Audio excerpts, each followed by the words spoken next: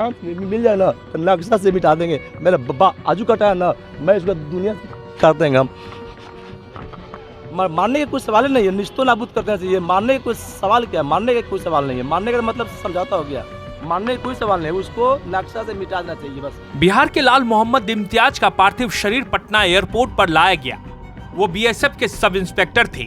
पाकिस्तान की ओर से एलओसी पर लगातार हो रही गोलीबारी में वो शहीद हो गए थे। पटना एयरपोर्ट पर उन्हें गार्ड ऑफ ऑनर दिया गया। इसके बाद उनके शरीर को उनके पैतृक गांव ले जाया गया। 2 बजे उधर से हम लोग वहाँ से बाई रोड हम लोग दिल्ली आए। फिर हम लोग शहीद इम्तियाज को अपने देश से कितना प्रेम था, इसका अंदाजा उनके घर के नाम से लगाया जा सकता है। सीमा प्रहरी इसलिए है कि हम सीमा प्रहरी 2 भाई हैं, इसलिए घर का नाम सीमा प्रहरी रख दिया गया है। और सीमा से जुड़ा हुआ सब है।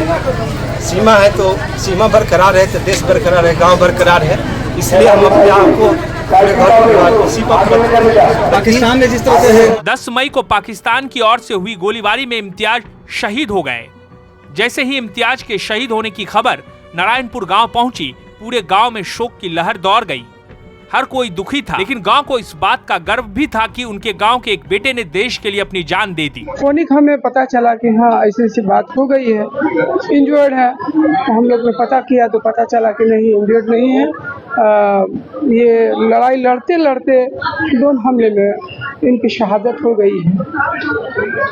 तब हम लोग को इसकी जानकारी हुई है कि इनके जो परिवार वाले हैं उनके लिए कुछ सरकार से ऐसा काम करें कि यादगार इस मोहल्ला वाले भी याद रखें और उनसे प्रेरणा भी लें कि देश की सेवा में जान देने वाले का कितना बड़ा इज्जत मिलता है।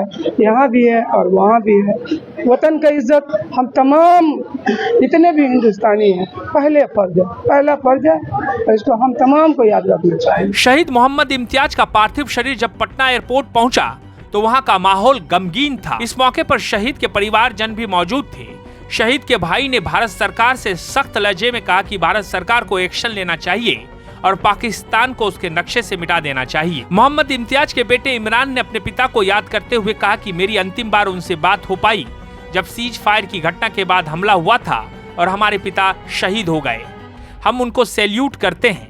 आंखों से झरझर बह रहे आंसू के बीच बेटे इमरान ने कहा कि मुझे पिता पर गर्व है और हमारी भारत सरकार से मांग है कि पाकिस्तान को करारा जवाब दिया जाना चाहिए।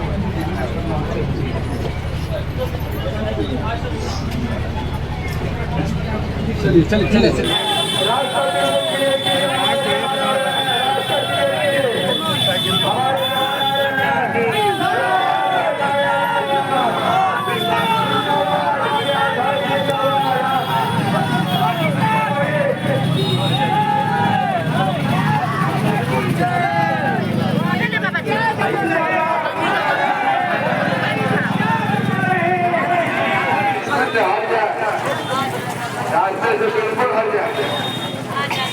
रास्ते बिल्कुल क्लियर कीजिए। आस-पास में जो गाड़ी लगाए हुए हैं गाड़ी हटा दीजिए।